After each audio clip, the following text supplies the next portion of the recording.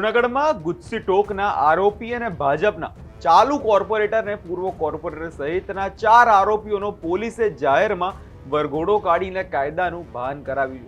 શું ને સમગ્ર મામલો તેની વિગતે ચર્ચા કરીશું. નમસ્કાર, હું છું પ્રથમ મોદી, આપ જોઈ રહ્યા છો નિર્ભય ન્યૂઝ. જૂનાગઢ શહેરમાં છેલ્લા ઘણા સમયથી સંગઠિત ગુનાખોરી અને ગેરકાયદેસર પ્રવૃત્તિઓ ચલાવતી કુખ્યાત ગેમ્બલર ગેંગ સામે પોલીસે અત્યાર સુધી સૌથી મોટી કાર્યવાહી જે છે હાથ ધરવામાં આવી છે. ભાજપના ચાલુ કોર્પોરેટર અને પૂર્વ કોર્પોરેટર સહિતના 4 આરોપીઓ વિરુદ્ધ ગુજસી ટોક હેઠળ ગુનો નોંધાયા બાદ પોલીસે આ ચારેય આરોપીઓનો ભર બજારે વરઘોડો કાઢ્યો છે. નજર કરીએ તે દ્રશ્યો પર અને સાંભળીએ વિષયમાં પોલીસનું શું કહેવું છે. આરોપીઓ છે એના ઘરે સર્ચ કરવાનું અને એ બાબતે તમે પણ સમજ કરી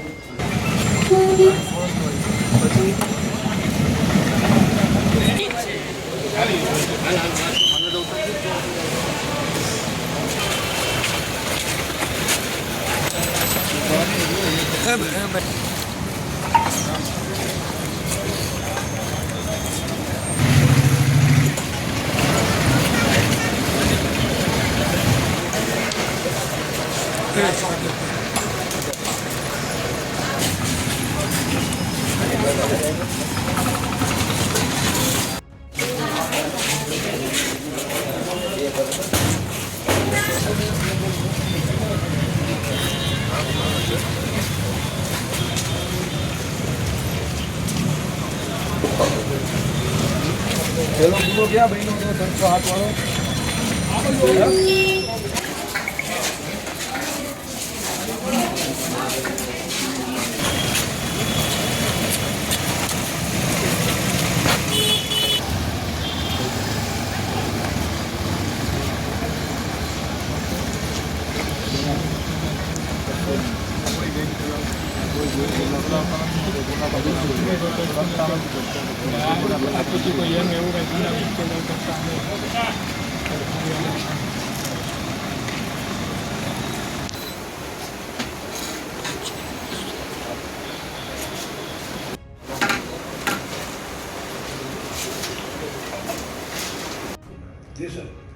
જૂનાગઢ શહેર એ ડિવિઝન પોસ્ટે ખાતે ગેમ્બલર ગેંગ વિરુદ્ધ ગુજસી ટોકનો ગુનો દાખલ કરવામાં આવેલો હતો.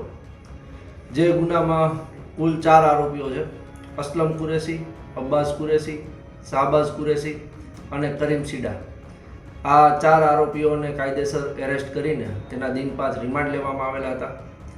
આ આરોપીઓના રિમાન્ડ સમય દરમિયાન તેઓની આ સંગઠિત ગુનાહિત ટોળકીનું નિર્માણ કેવી રીતે થયું, આ સંગઠિત ગુનાહિત ટોળકી જે ગેમ્બલર ગેંગ તરીકે ઓળખાય છે તેમાં આના સિવાય અન્ય કયા આરોપીઓ છે, આ આરોપીઓએ આજ દિન સુધી કરેલા જે ગુનાઓ છે તેમાં તેઓની સાથે કોની અન્યની સંડોવણી હતી, તેઓની ગેરકાયદેસર મિલકત જે વસાવેલી છે તે મિલકત કઈ જગ્યાએ આવેલી છે અને કોની પાસે પણ આ મિલકત છે. આ ઉપરાંત આ આરોપીઓએ મ્યુલ અકાઉન્ટ જે ઓપરેશન મ્યુલ હન્ટ અંતર્ગત કેસ દાખલ કરવામાં આવેલો તેમાં પણ કરોડોનું કૌભાંડ કરવામાં આવેલું હોય.